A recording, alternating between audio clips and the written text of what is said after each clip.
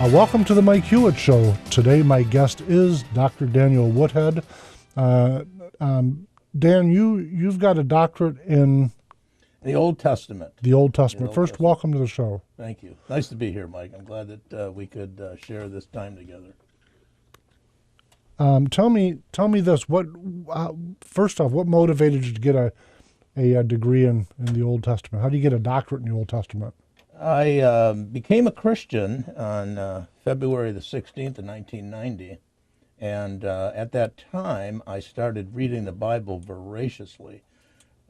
I had been in mainline denominational churches for years and attended and had a modest interest. And when that experience that I had in February the 16th of 1990 brought me much closer to this, I started reading the Bible daily for long periods of time, and I saw this one long story leading through the Bible from the beginning to the end, and it just fascinated me. When I was looking, though, intently at the Old Testament, I saw massive numbers of prophecies in both the covenants and in the prophetic books about, one, the coming of Christ, right, to the return of Christ, the circumstances surrounding both of those things, and how important the nation Israel was to God's plan for this earth. And it just fascinated me. So once I went to seminary and started studying, I saw that my prime interest was in that Old Testament because there's so many prophecies that are yet unfulfilled. I just found it fascinating. I bet our viewers and listeners right now are thinking, wait a minute, I thought this was a political show. And the fun part about this is that I thought we'd set politics aside for just a little bit. What they talk when I was young, don't talk about politics and religion. So I thought, let's take a break on politics for just a minute. But in truth, folks, politics is woven through what we're going to be talking about. And some of it, if I can, first off, where did you get the doctorate from?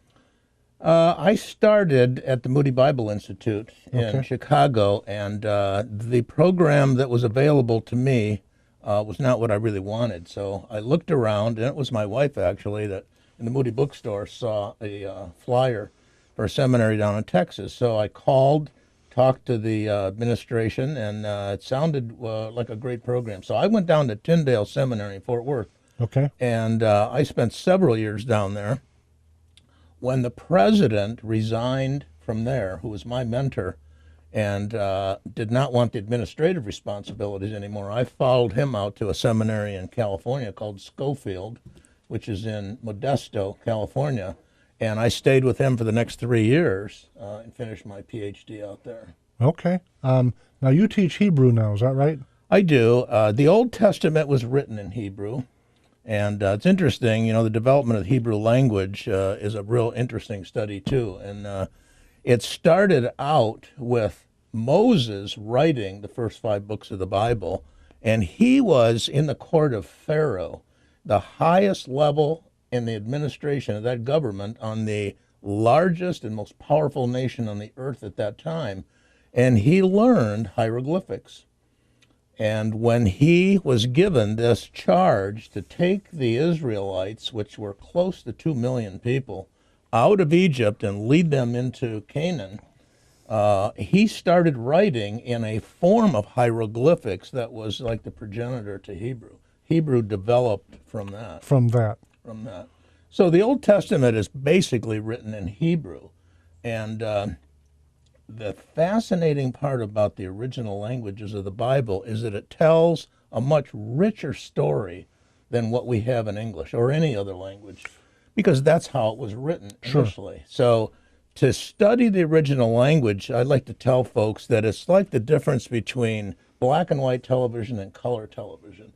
You're getting the same basic story, but the richness and the development that comes from expansion It gives you this incredible insight. So it's been a fascinating experience for Now, me. when it was first translated, was it the very first it was translated to then was Greek? Is that right or no? No, Greek was the language that Koine Greek, actually, where the New Testament was written in. Okay. That's got an interesting history, too.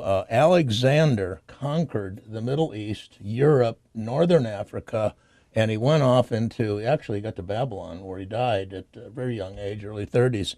And his goal was to Hellenize the entire world if he could do it. And as he went from one area to another conquering, he forced Greek culture and he forced the Greek language on the cultures that he was there. So by the time Christ appeared, everybody in that region was speaking Greek. The New Testament was written in Greek, and those letters just went out like wildfire, and everybody could read them. Now, I've asked you this before, but I've got to ask you again because you just touched on one of my notes.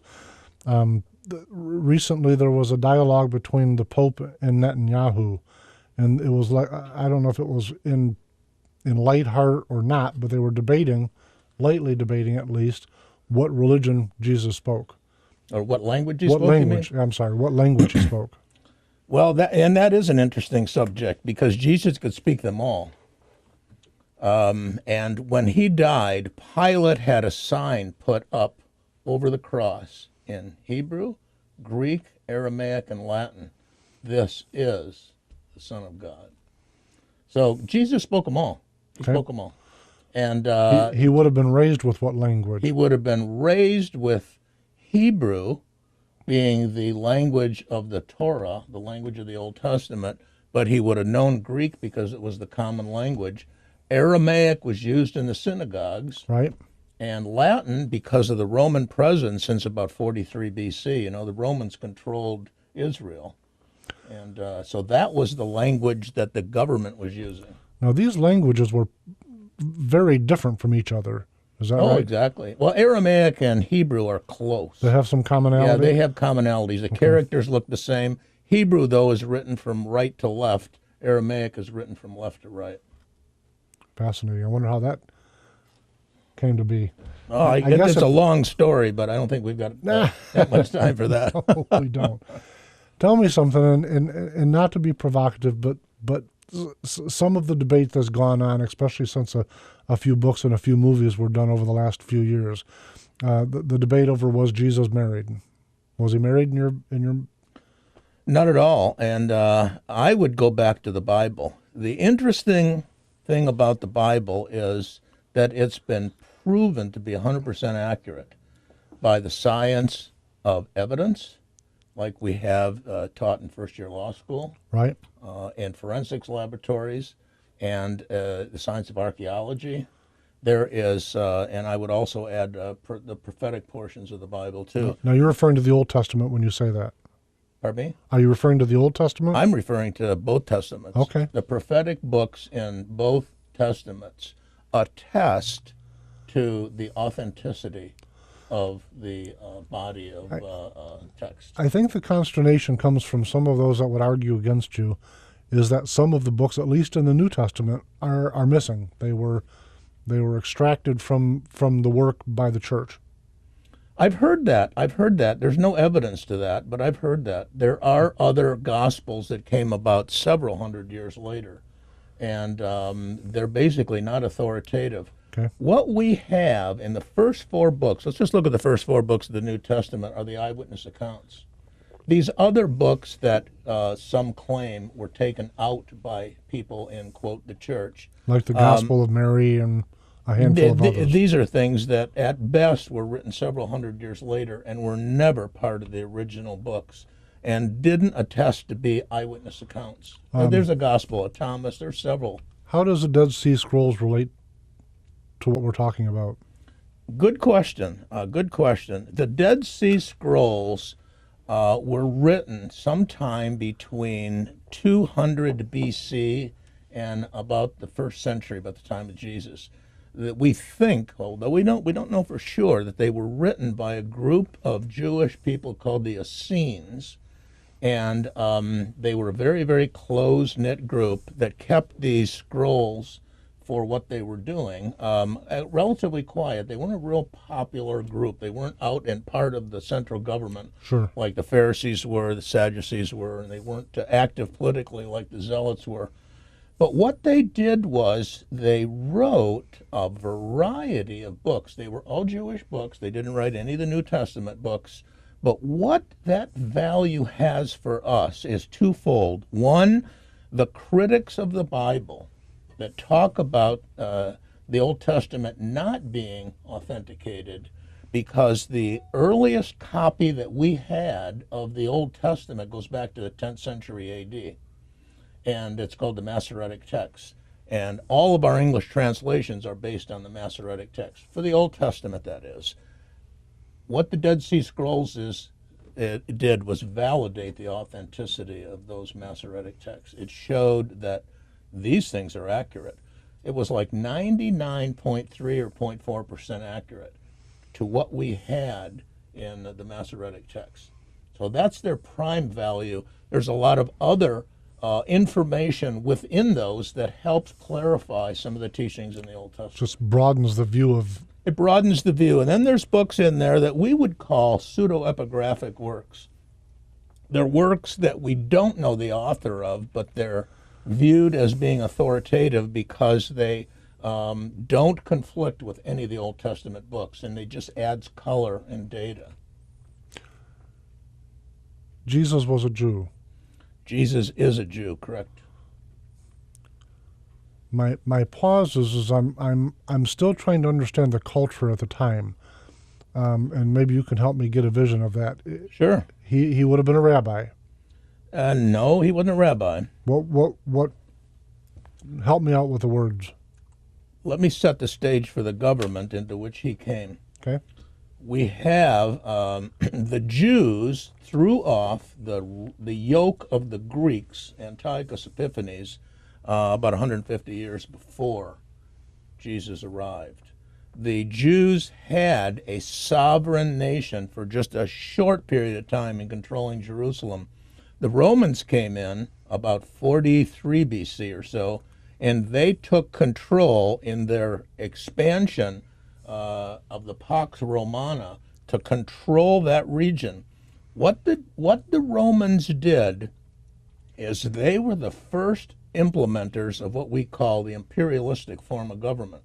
And when they came into a region, they didn't conquer it to harm them. They let the country run its own government, but the Romans were above them, and they would limit what they could do. So, for example, in Israel, it was called, it wasn't called Palestine at the time. It was called Israel. And what they could not do was implement capital punishment. So they could run their government the way they saw fit, but if they had to convict somebody of capital crime, they had to go to the Romans. All the Romans cared about was keeping the peace and giving us tax money.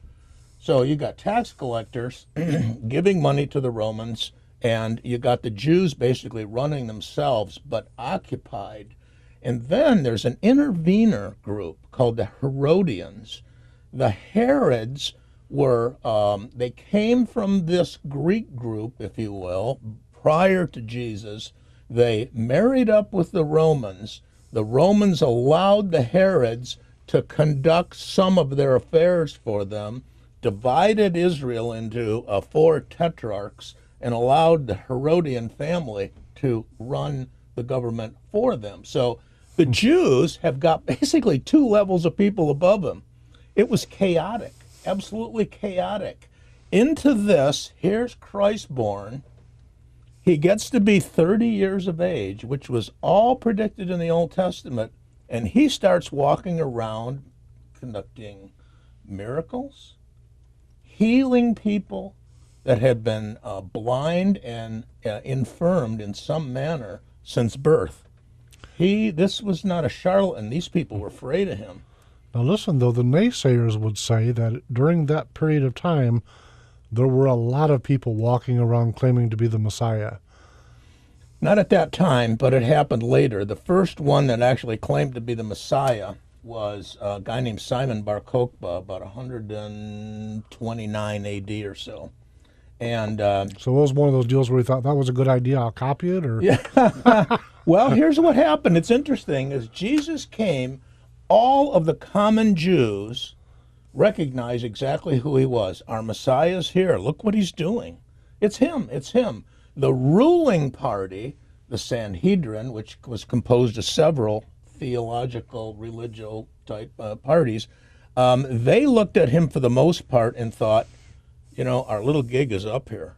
right. Here's this guy. They knew who he was, but they didn't recognize him or trust him or believe in him. All they knew was, we got to get rid of this guy. Sure. This guy is taking our power from They us. recognized him as a problem Exactly. and not necessarily a Messiah. Well, it's interesting is, when he was first born, there was a group of so-called kingmakers, the Magi, that came from Babylon looking for them because Daniel the prophet was in Babylon 500 years before then, and he was the chief of the Magi. Well, these guys came looking for him because they recognized the time was right.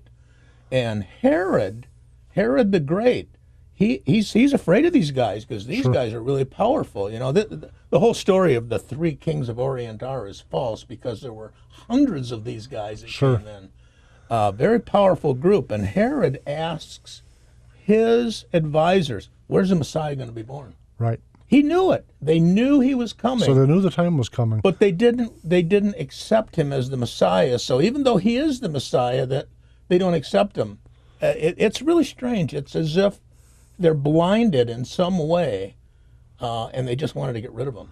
Get rid of this guy.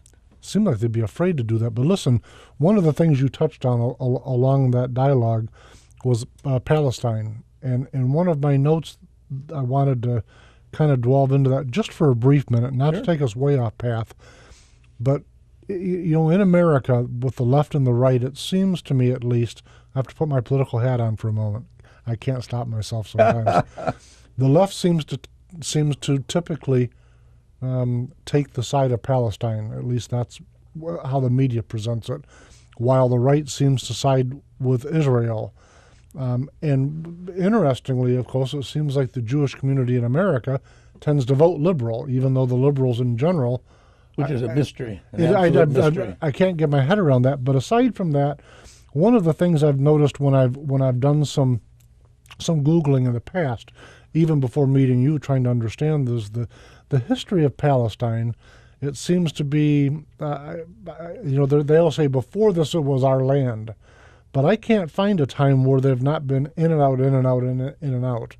So help me understand that. Are you talking about Jews, or are you talking about the Arabs that are there? I'm talking about the Palestinians that are there. Let me go back even farther to begin this discussion.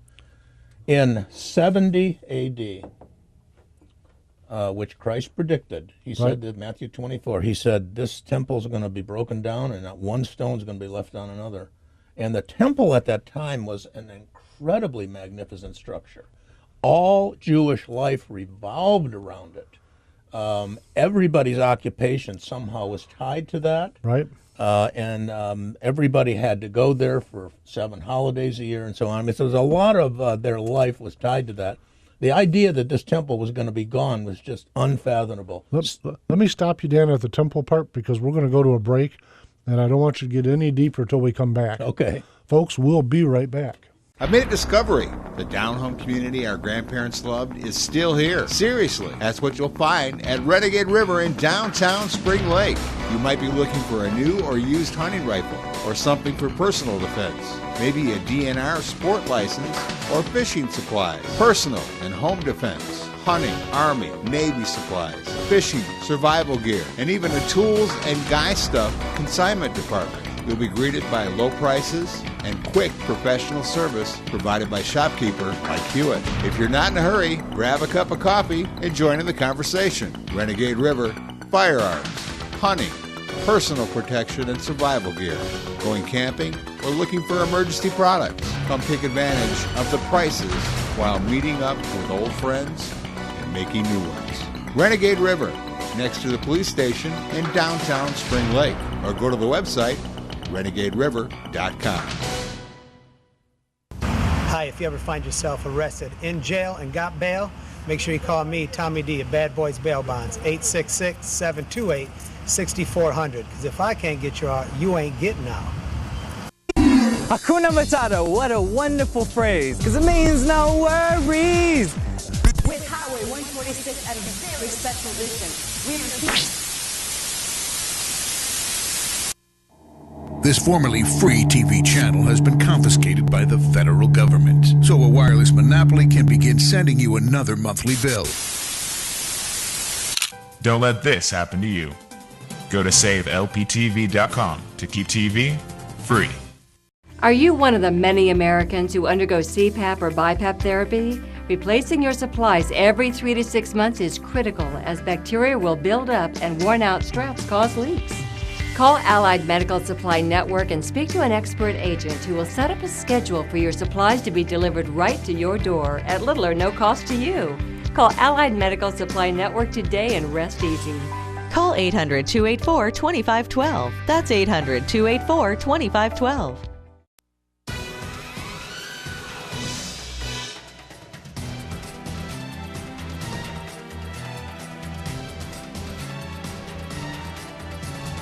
Welcome back to the Mike Hewitt Show with my guest today, Dr. Daniel Woodhead.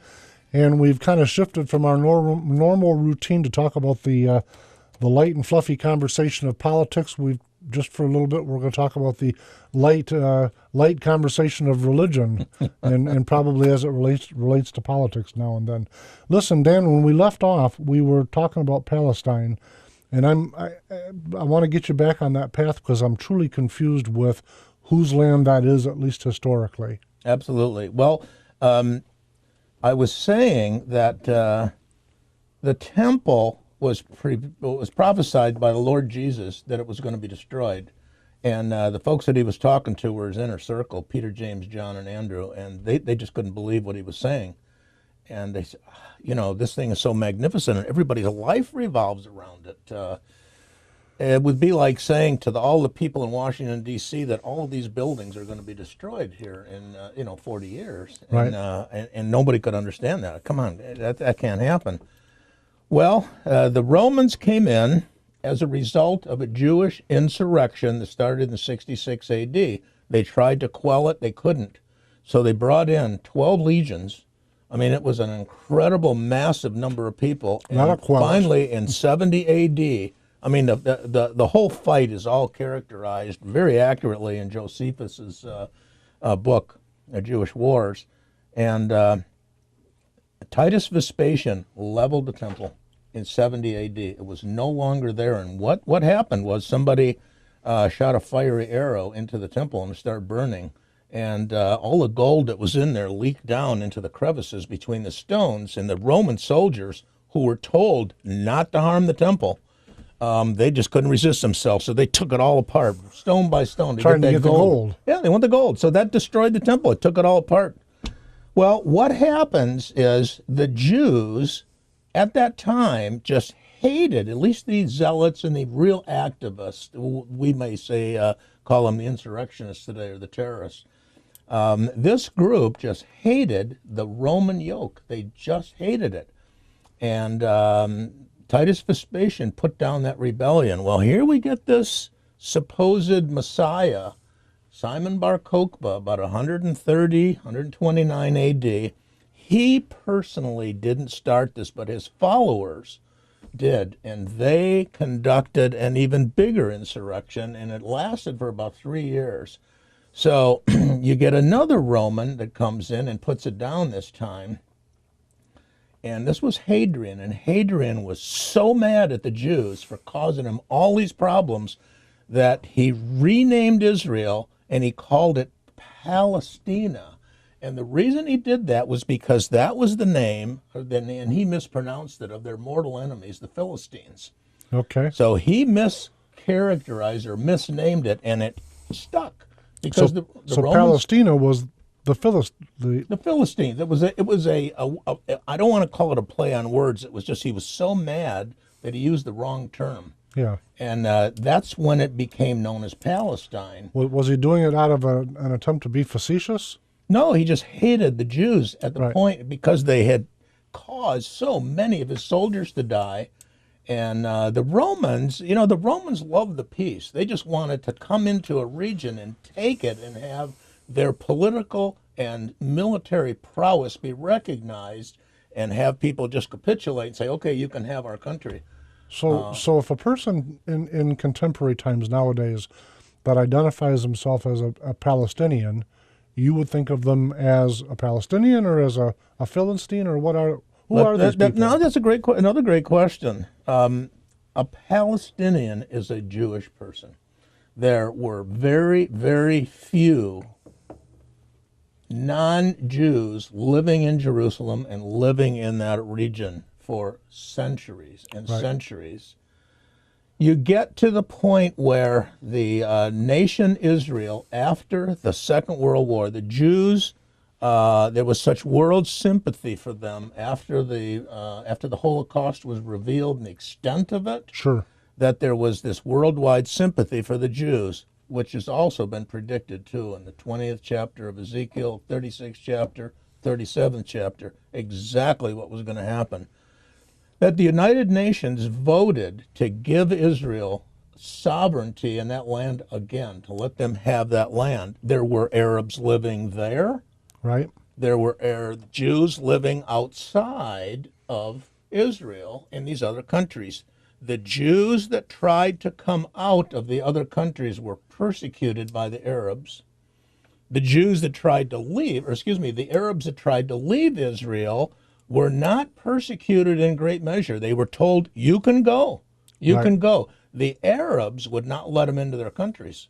So here's what happens, and this is really interesting. So the Arabs wouldn't let these particular Arabs in.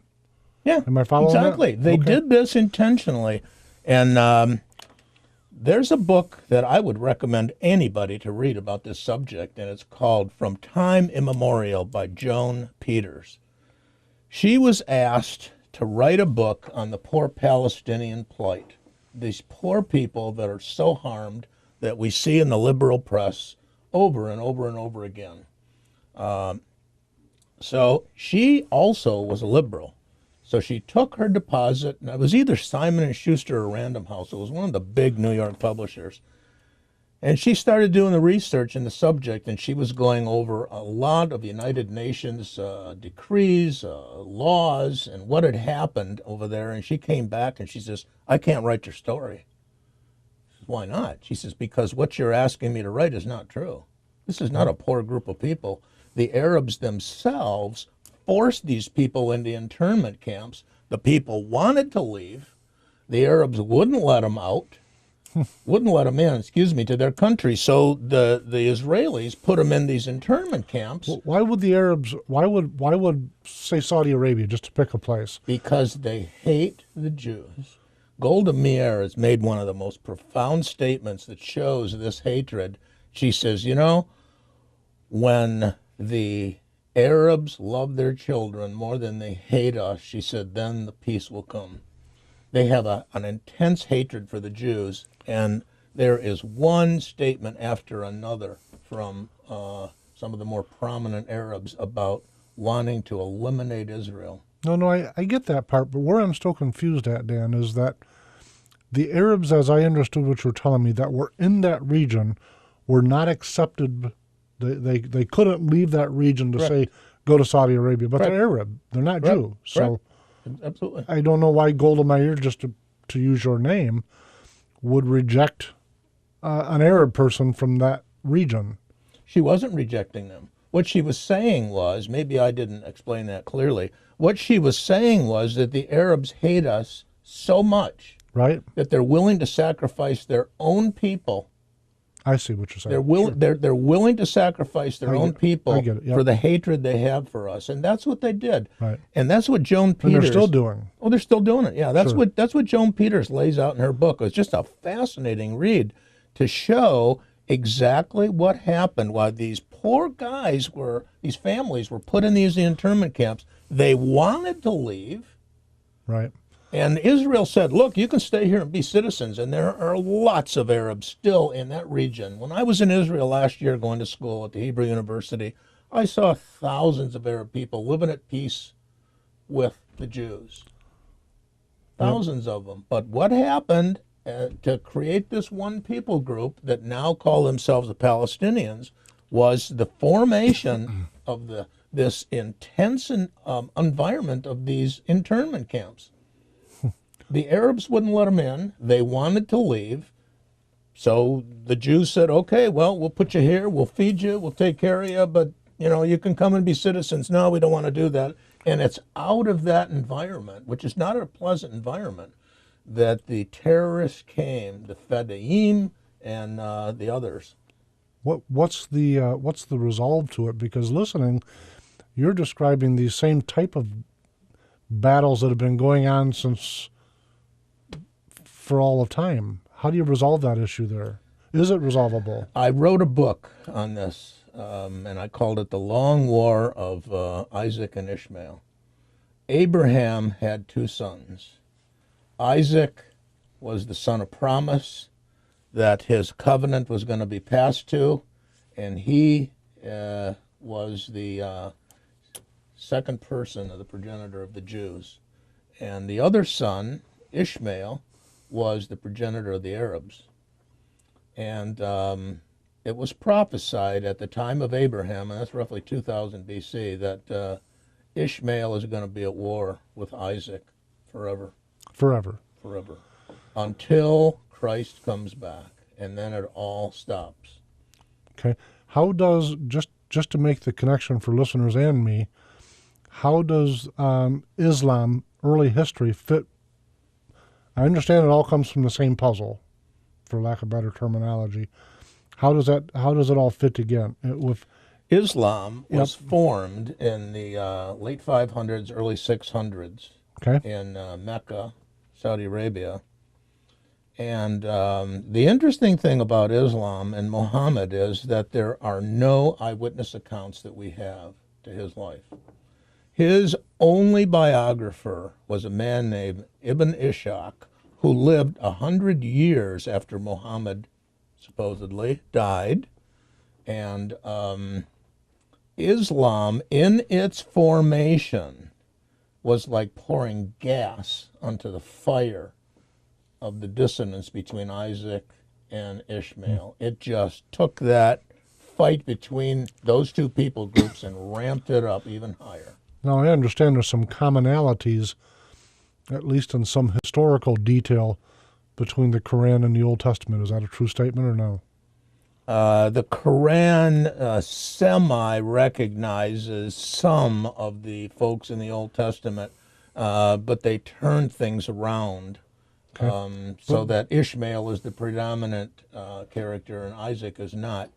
But, the Old Testament was written starting in about 1600 BC, finishing up, about 400 BC. The Quran wasn't written until mid-600s, early 600s AD. Let's do a little segue in a different direction, if we might. Tell me what your definition of the word faith is. Well, faith is a trust. And that's basically what it is. When I sat down in this chair, I had faith that it was going to hold me. So I placed my faith in this chair.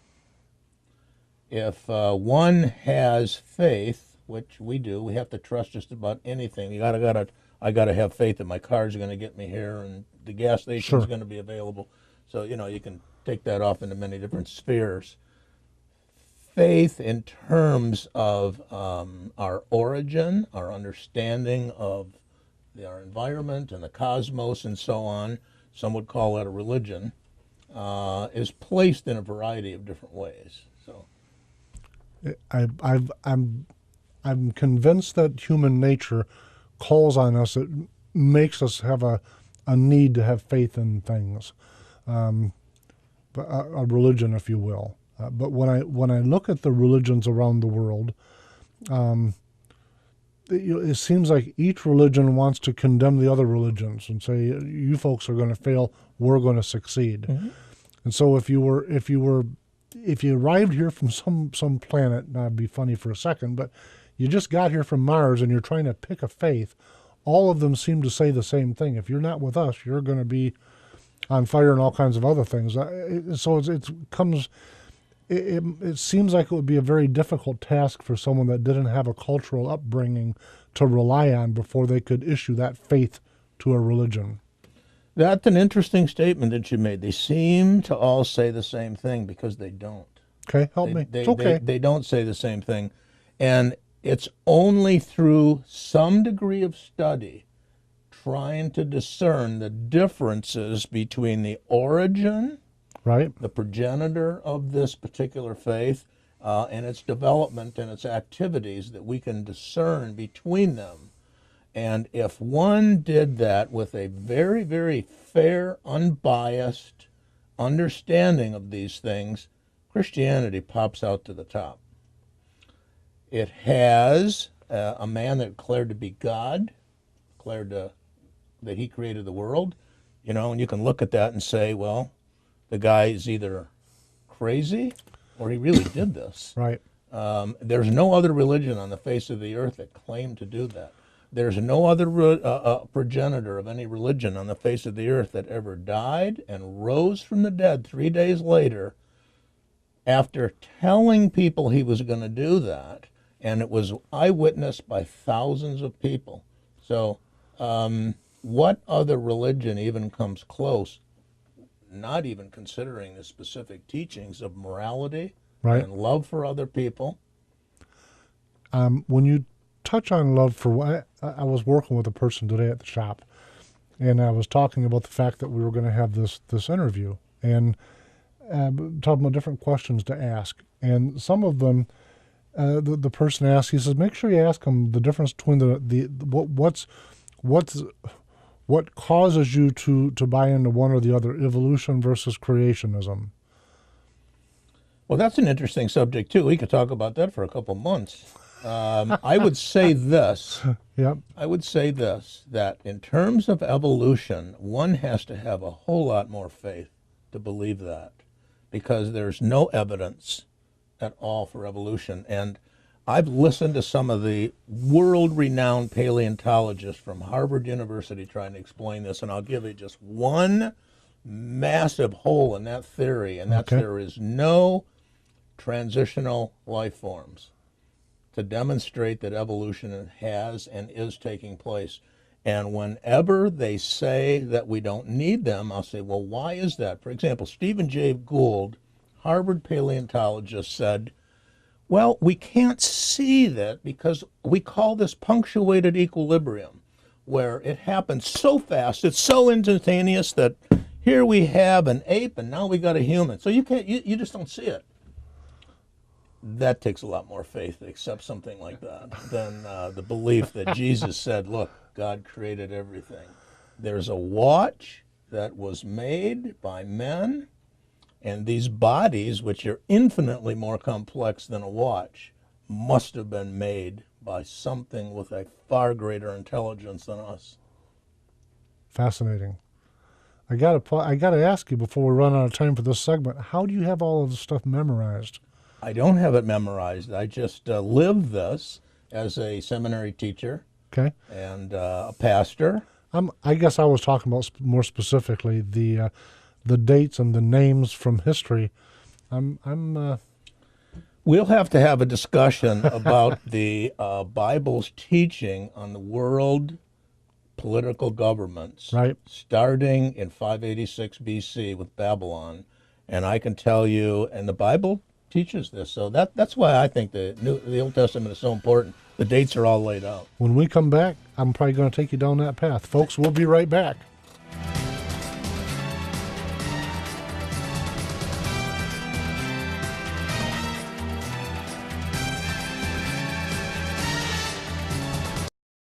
This is a national health alert from Worldwide Medical. Are you on Medicare? And do you suffer from back or knee pain? Have you tried injections, pain pills, or even had or considered surgery?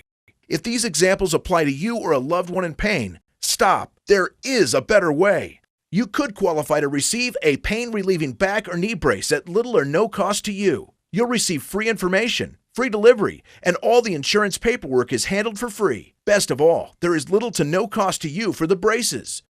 Call 1-800-282-6789 to get all the details. It takes just a couple of minutes. These amazing braces have helped thousands of people in severe pain, and you may qualify to have yours delivered directly to your door at little or no cost to you. Call 1-800-282-6789 right now. This may be the most important call you make all year. That's 800-282-6789. Call now. I made a discovery. The down-home community our grandparents loved is still here. Seriously, that's what you'll find at Renegade River in downtown Spring Lake. You might be looking for a new or used hunting rifle or something for personal defense. Maybe a DNR sport license or fishing supplies, personal and home defense, hunting, Army, Navy supplies, fishing, survival gear, and even a tools and guy stuff consignment department. You'll be greeted by low prices and quick professional service provided by shopkeeper like HEWITT. If you're not in a hurry, grab a cup of coffee and join in the conversation. Renegade River, firearms, hunting, personal protection and survival gear, going camping, or looking for emergency products. Come take advantage of the prices while meeting up with old friends and making new ones. Renegade River, next to the police station in downtown Spring Lake, or go to the website renegaderiver.com. Hi, if you ever find yourself arrested in jail and got bail, make sure you call me, Tommy D, at Bad Boys Bail Bonds, 866-728-6400. Because if I can't get you out, you ain't getting out. Attention hip replacement patients. Several metal-on-metal hip implants have been recalled, and a jury recently awarded $8.3 million to one hip replacement victim. Metal-on-metal hip implants can cause excruciating pain and may require expensive surgery to replace. If you had a metal-on-metal hip replacement and it's been removed or it needs to be removed, call the Goldwater Law Firm right now. I'm attorney Bob Goldwater. Metal-on-metal hip replacements can be dangerous. If you have a metal-on-metal hip implant, even if it hasn't failed yet, call us right now. You may be entitled to substantial compensation. The manufacturer of your defective hip implant should have to pay for your medical expenses and your pain and suffering. Your time to act is quickly running out, so call us right now. If you have a metal-on-metal hip replacement and it's been removed or is causing you problems, call 1-800-540-9516. That's 1-800-540-9516.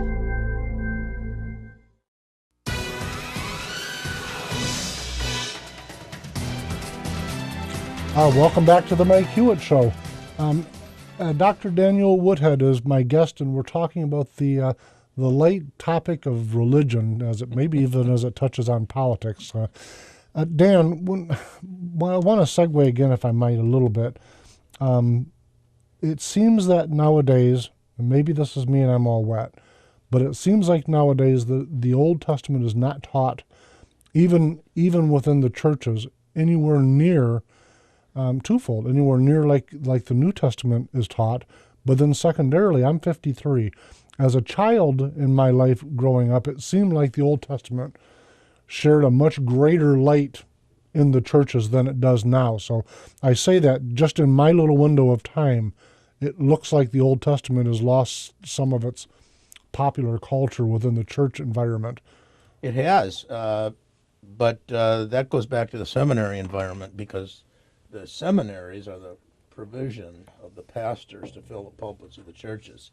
So the churches in and of themselves don't generally make these decisions. They get pastors that have a lower level of training, and therefore the congregations then turn in those directions too over time.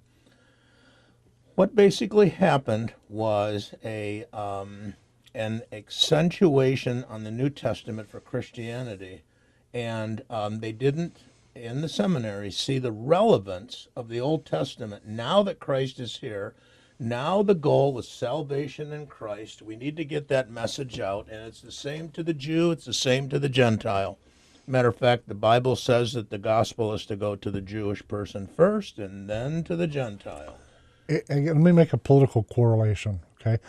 Because I can't stop myself again. But I tend to be either very conservative or very libertarian, depending on who's describing me. Mm-hmm. When I look at what we refer to as establishment Republicans, it feels like to me that they are misguided and have watered down the conservative message under the guise of growing appeal. And the result of that is actually losing elections with that watered down attempt at appeal. I agree with you. I agree with you. And so I'm wondering whether the same mistake isn't made as it relates to religion and the church with the Old Testament and the watering down of these lessons. There has been a lot of that. At the same time this was happening, because the Old Testament teaches it's not any different. God's laws aren't any different. A lot of the ceremonial, actually I'd say the entire ceremonial practices of the Mosaic Law were fulfilled and eliminated, says the book of Galatians. Christ fulfilled the law, but all of the moral law is there. And the Apostle Paul says we're given this stuff for examples to see what these guys did, and don't do it. Sure. Don't make the same mistakes, but people will make the same mistakes. You see, they're going to ignore what's there. And once they start ignoring it, it's interesting. Paul makes an interesting statement in the 11th chapter of Romans. He says, hey, you Christians, don't be wise in your own conceited attitude here.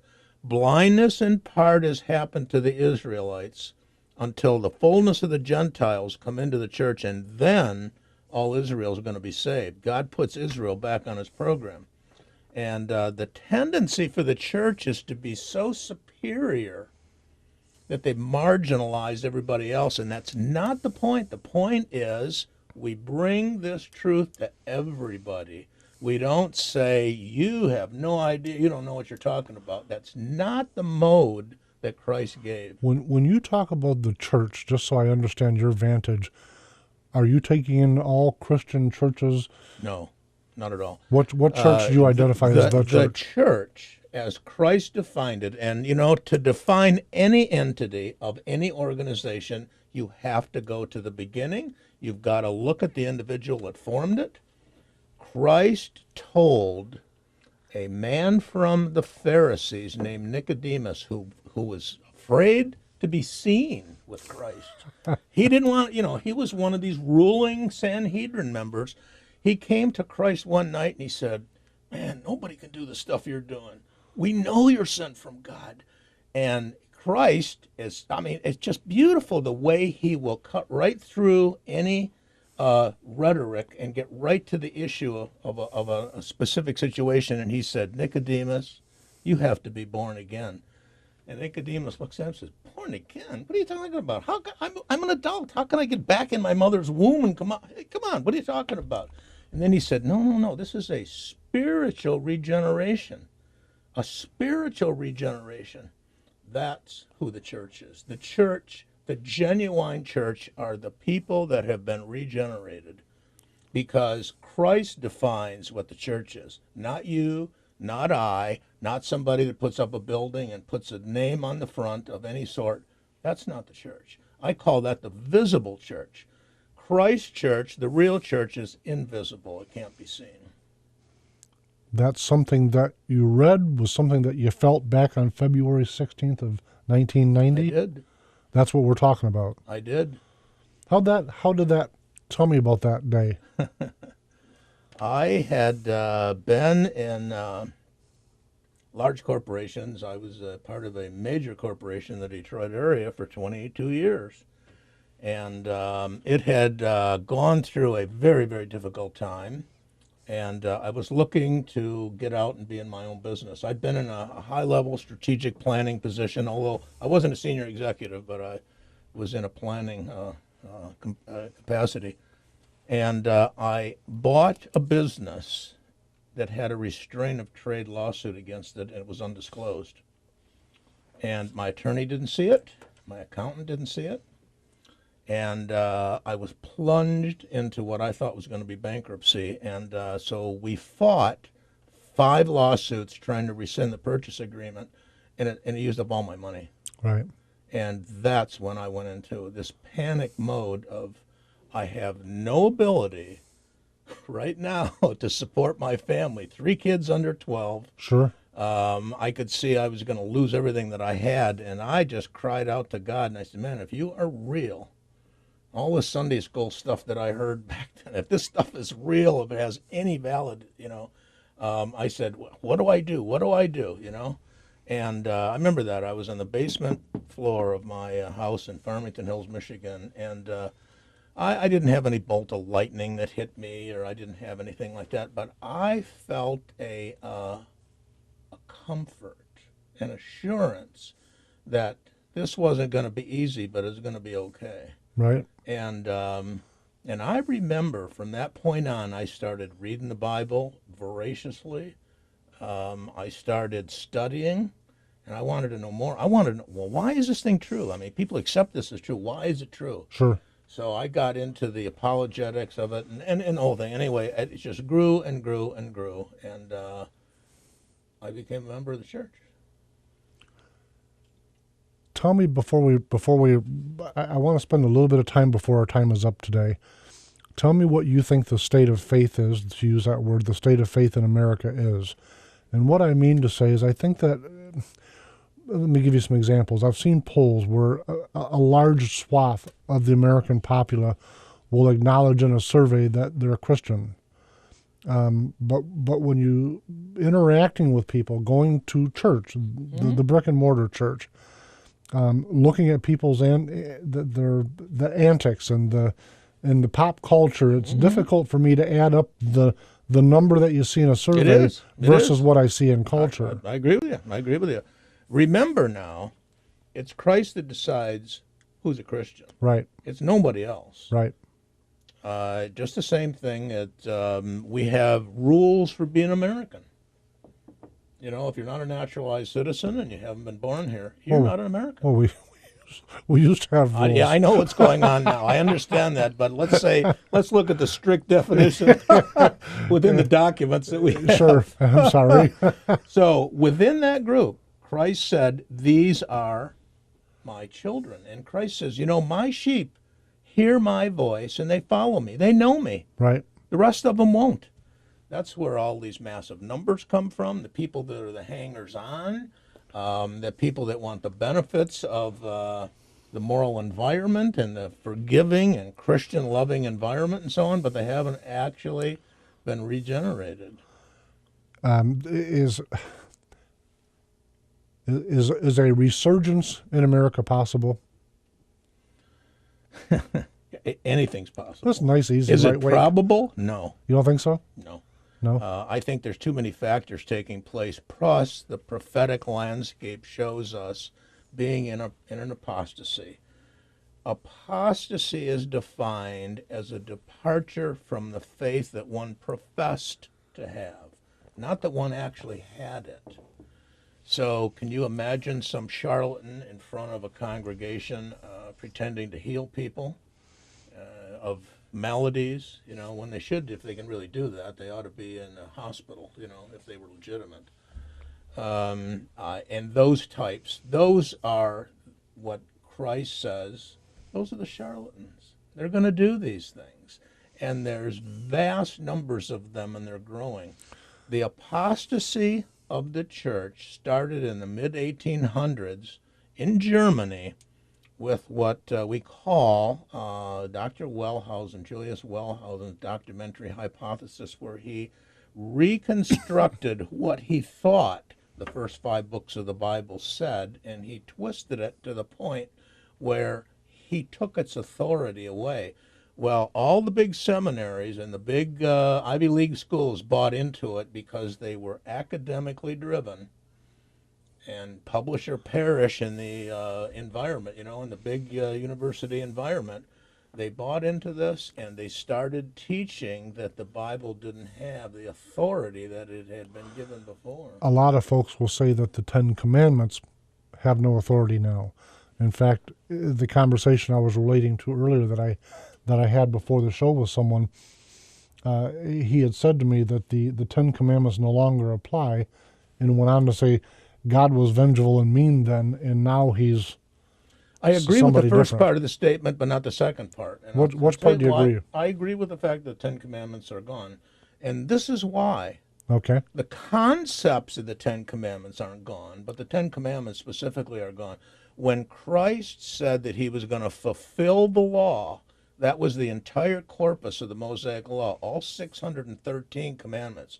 The 10 that we speak of are only the first 10.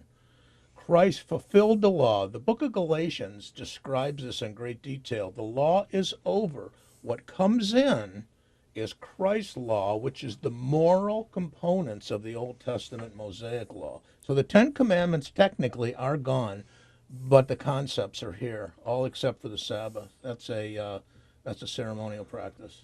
We're down to about 2 minutes. I want to take just 60 seconds of those 2 minutes to hit you with another light topic. What is your belief on homosexuality? Let me say that in the beginning of the Declaration of Independence, Thomas Jefferson, in that very, very first paragraph, referred to nature's laws and the God of nature. The practice of homosexuality is a departure from the created intent of our bodies. And to see it as anything other than that is to look at it in a way that the activists in that arena have very craftily characterized it as a social issue and a issue of a persecuted minority, when in fact God says it's a departure from the created intent of your bodies. If you're going to do something other than what I have created it to do, I'm not going to endorse it. Fascinating. They'll say that in the First Testament it talks about, and I don't know this, you may know, that boys were given as rewards in the Old Testament, I should say. No? No. Didn't happen. Homosexuality has been with us since the fall in the Garden of Eden. It has been with us. That doesn't make it right. It makes it what people do. And to try and segment that practice out as an appropriate practice is outside of God's will. Tell me this, Dr. Daniel Woodhead, how does a person get a hold of you? Well, there's two ways. I would give you my phone number, which is 877-706-2479, or you can get me at my blog, drwoodhead.com. drwoodhead.com. Very nice. Listen, I appreciate you being on the show today very much. Folks, you'll be able to hear this again on iHeart.com tonight at midnight. You'll see it on 49.1 digital TV and Clear Channel. What a no. Comcast Cable, $397. Thanks, Oscar. Folks, we'll see you next week. Thank you very much.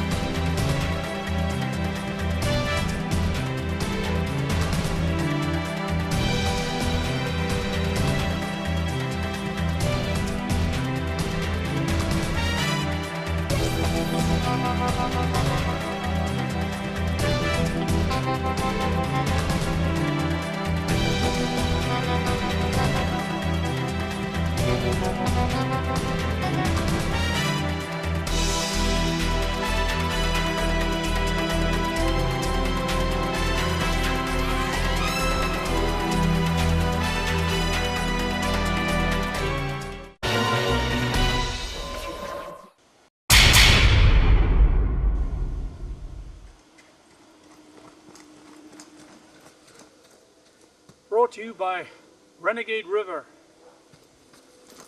I've made a discovery. The down-home community our grandparents loved is still here. Seriously, that's what you'll find at Renegade River in downtown Spring Lake.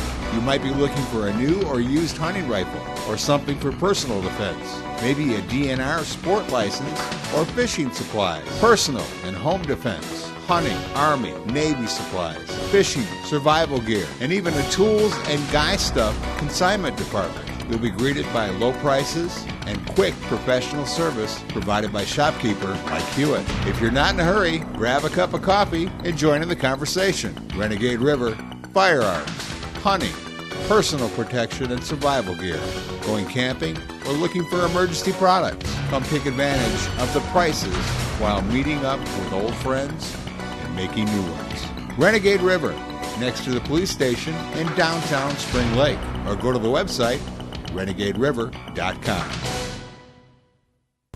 Hi, if you ever find yourself arrested in jail and got bail, make sure you call me, Tommy D, at Bad Boys Bail Bonds, 866-728-6400. Because if I can't get you out, you ain't getting out.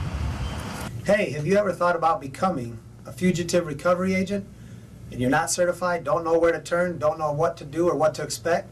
Log on to National Academy of Bail Enforcement.com and apply today. Classes are forming soon in Michigan. Tell them Tommy D sent you.